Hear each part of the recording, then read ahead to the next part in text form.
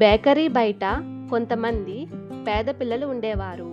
మోహన్ ప్రతిరోజు ఆ పేద పిల్లల కోసం కొన్ని బ్రెడ్స్ బుట్టలో పెట్టి బయట పెట్టేవాడు. కొన్ని బ్రెడ్స్ పెద్దవి, కొన్ని బ్రెడ్స్ చిన్నవిగా ఉండేవి. పిల్లలందరూ పెద్ద బ్రెడ్స్ తీసుకుని పరిగెత్తేవారు. కానీ వారిలో రాధ అనే చిన్నారి ఉండేది. రాధకి సుమారు 8 ఏళ్ల వయసు మరియు మంచి మనసు గలది కూడా. రాధ మిగతా పిల్లలు అందరూ పెద్ద ముక్కలు తీసుకుని వెళ్ళిపోయిన తర్వాత చివరికి వచ్చి బుట్టలో మిగిలిన చిన్న బ్రెడ్ని తీసుకునేది. తరువాత మోహన్ వైపుకు తిరిగి థ్యాంక్స్ చెప్పేది. ఇలా కొన్ని రోజులు గడిచాయి. మోహన్ ఆ అమ్మాయి వినయాన్ని గమనించాడు.